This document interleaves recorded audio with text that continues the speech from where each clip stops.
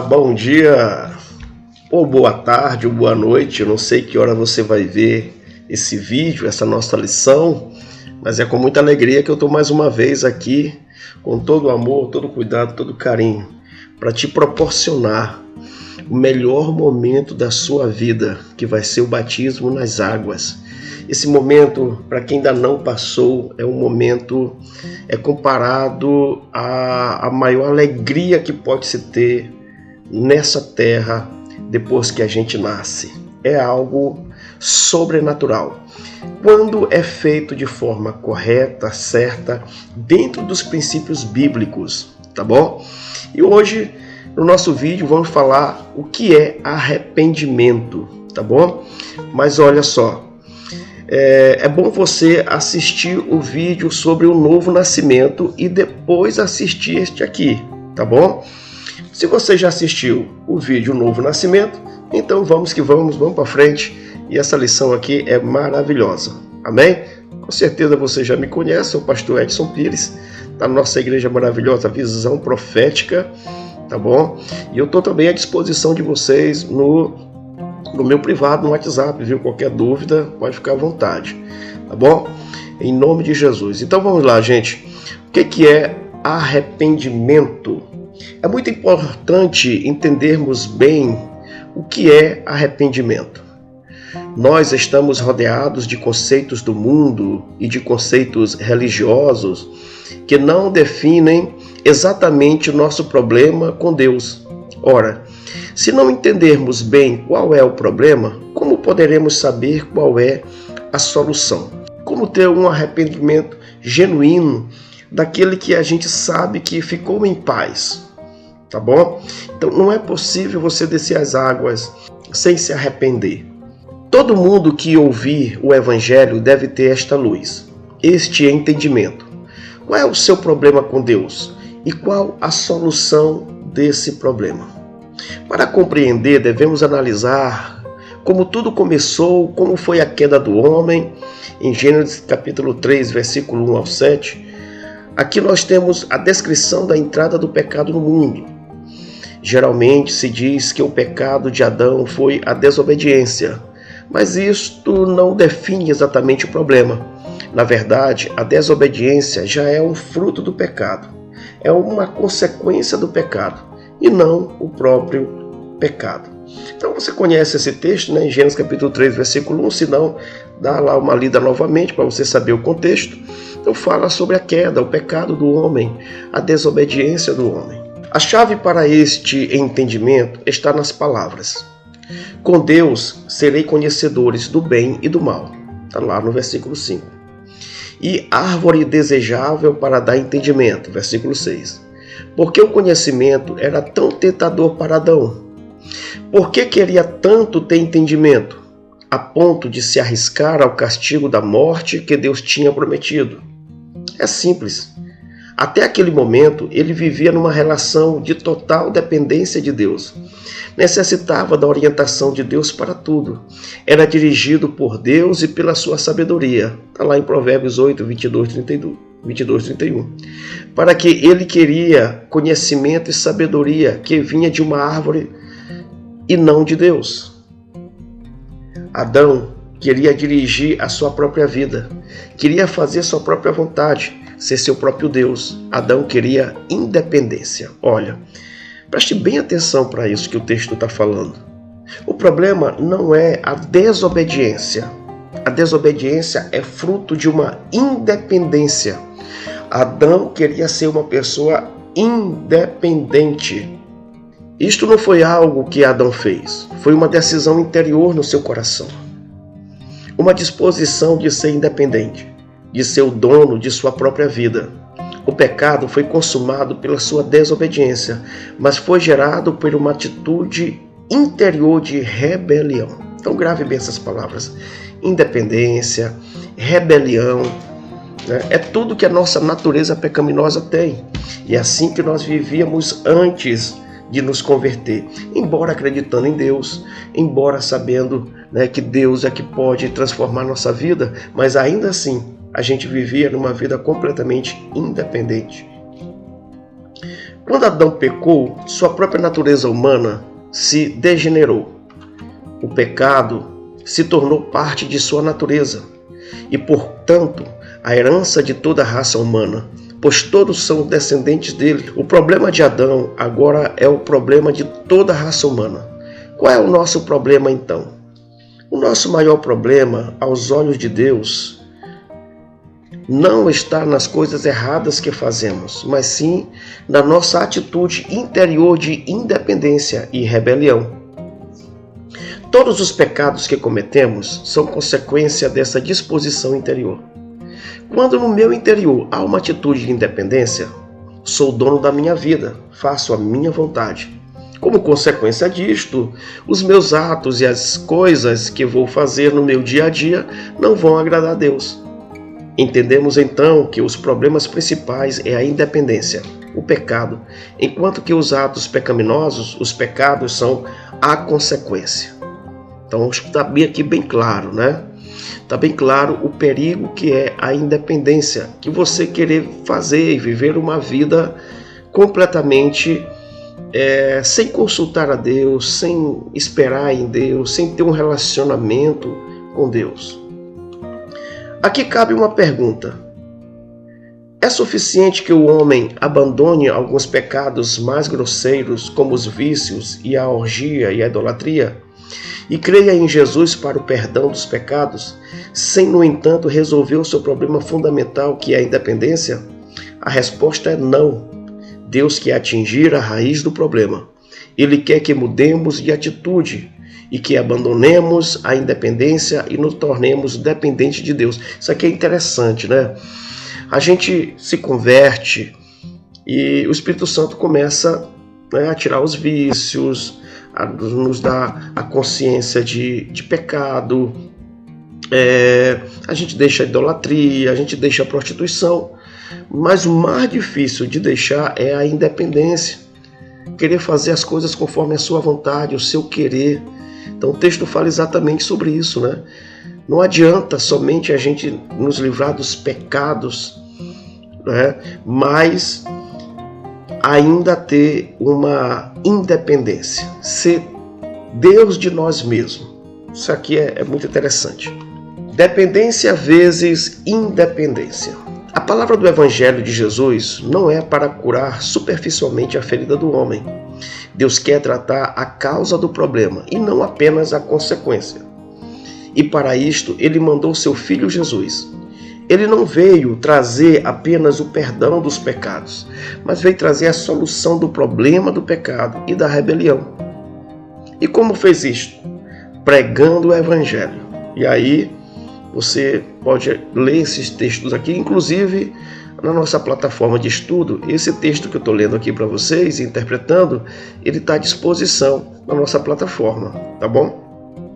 Os apóstolos também pregaram o Evangelho do Reino. O que é o Evangelho do Reino? O Evangelho do Reino é o fim da rebelião e da independência do homem. Olha que coisa interessante. Deus quer perdoar, mas também quer governar, quer reinar sobre o homem. E este é o significado do arrependimento.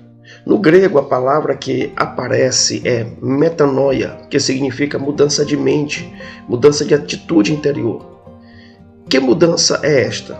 É a troca de uma atitude de independência para uma atitude de dependência. Da atitude de rebelião, faço o que eu quero, para a atitude de submissão. Pertenço a Deus para fazer a sua vontade. Então nós precisamos fazer uma metanoia na nossa vida. A gente precisa mudar a nossa mente. A gente precisa mudar as nossas atitudes, porque aí é que está o problema.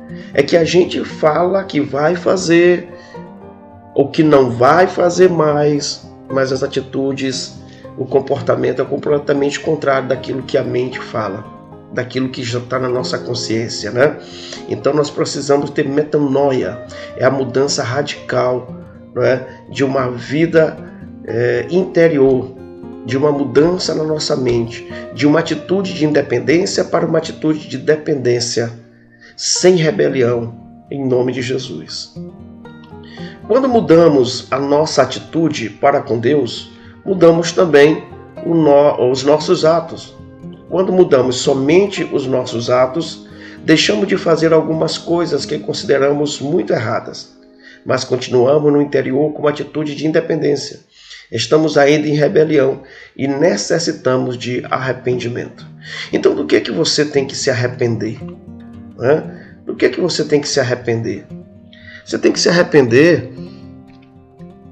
da independência. Você tem que se arrepender da rebelião. Olha como uma coisa é mais profunda do que simplesmente o pecado. Vejamos abaixo a ilustração da árvore. Então nós temos a árvore aqui. Então nós temos a árvore aqui, né? A árvore dos atos e atitudes. Ok? Quando nós temos a independência, quando a nossa raiz é a independência, olha o que acontece. Quais são os nossos frutos? Rebeldia, ira, contenda, avareza, glutonaria, adultério, roubo. Essa ilustração ela é bem forte e eu tenho certeza que vai ficar marcado na sua mente.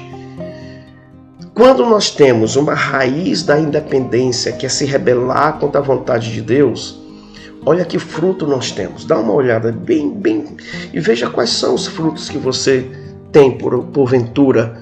Atitude interior, rebeldia. Faço o que eu quero. Portanto, eu tenho independência. Nova atitude, obediência. Me sujeito a Cristo em tudo. Então eu tenho uma dependência de Jesus. Pronto. Entendeu agora exatamente? Do que é que nós devemos nos arrepender? Não é somente do pecado. O pecado é consequência de uma vida interior de independência. Que maravilha, né, gente? Muito forte isso, hein? Características do arrependimento. Pelo conceito comum, arrependimento é um mero sentimento de tristeza pelos pecados cometidos.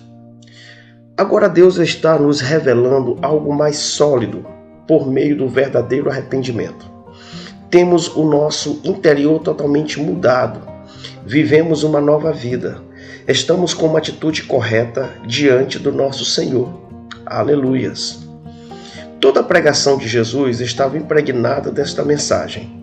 Jesus não pregava um evangelho fofinho, um evangelho de ofertas, mas pregava um evangelho contundente e extremamente exigente.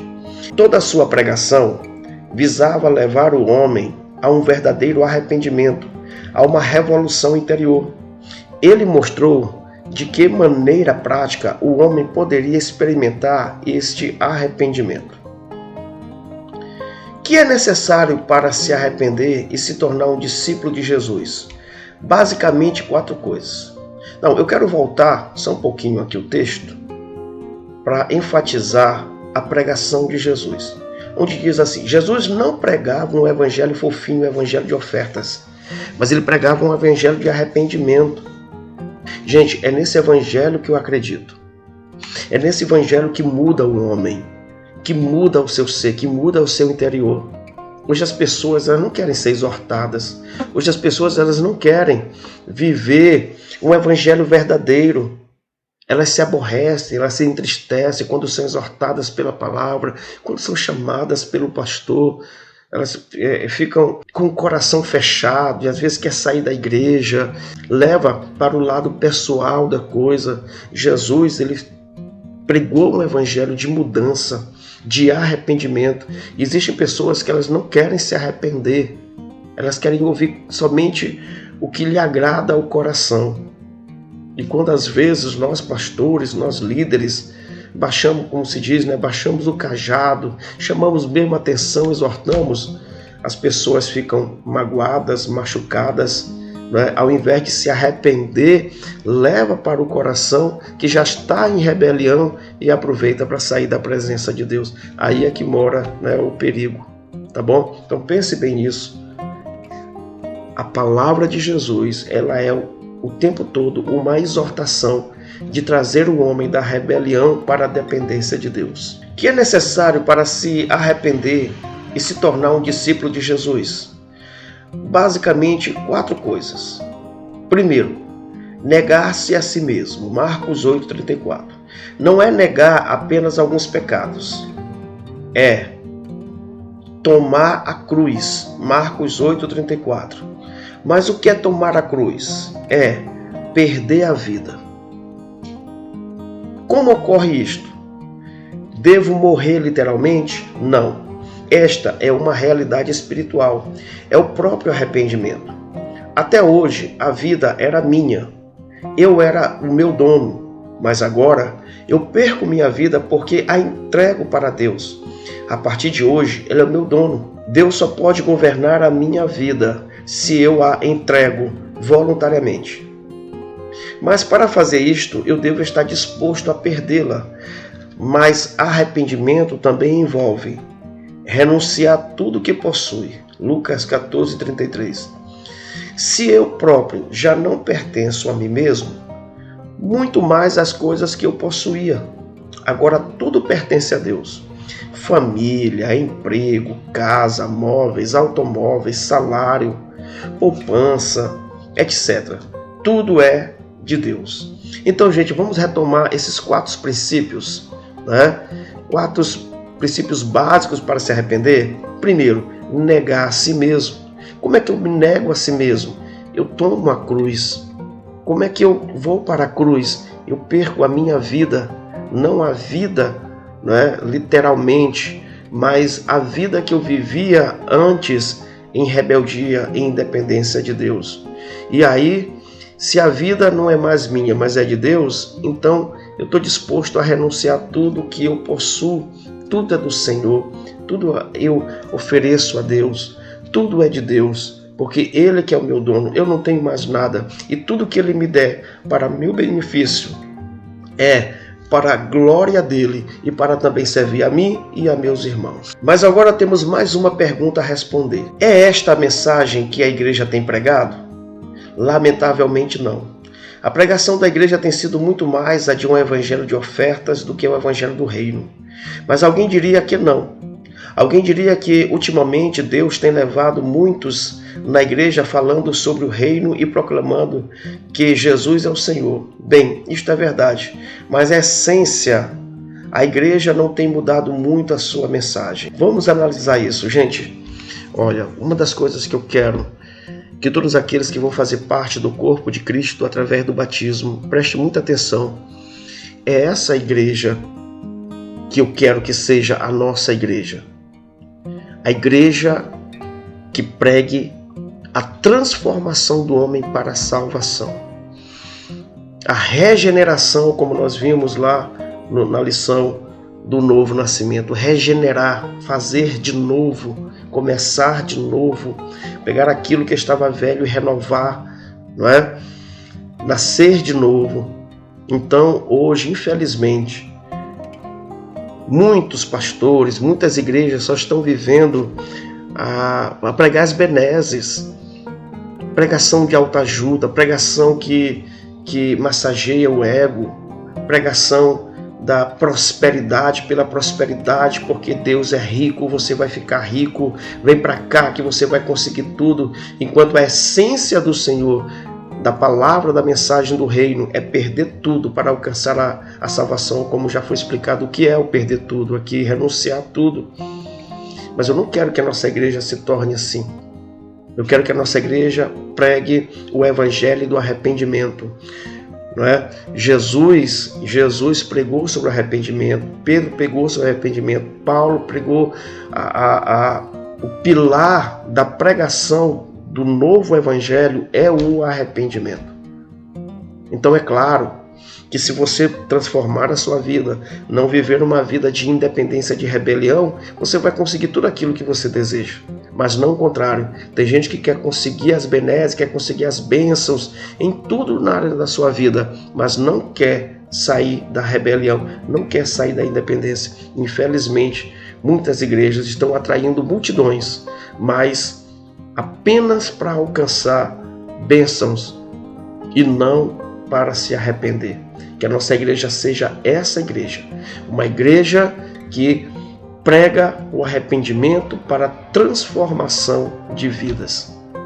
Amém? E eu conto com você que agora, depois do batismo, você vai fazer parte da nossa igreja, você vai fazer parte do corpo. A próxima lição eu vou falar sobre isso. O que é fazer parte do corpo de Cristo através da igreja, tá bom? Então é uma bênção essa ministração.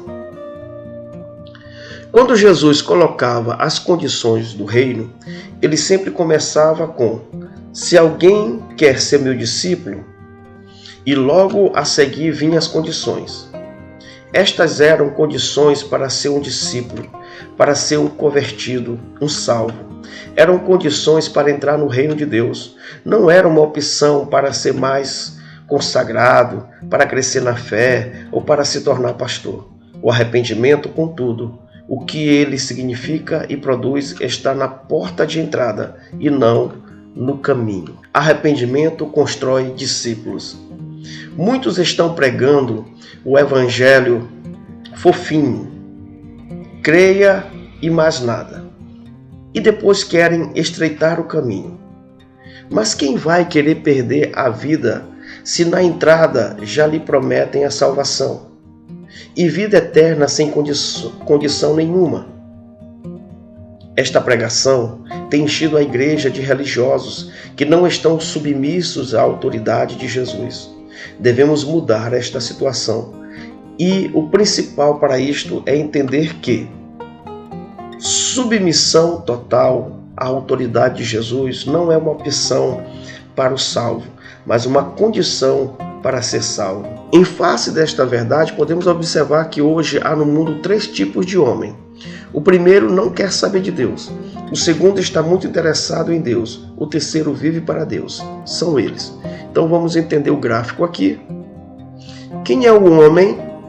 Quem é o homem que não quer saber de Deus? O incrédulo. O que ele quer saber, né? O que ele quer saber? Ele quer saber de dinheiro, família, casa, estudo, trabalho, sexo e lazer. E observem que dentro desse gráfico aqui está o eu.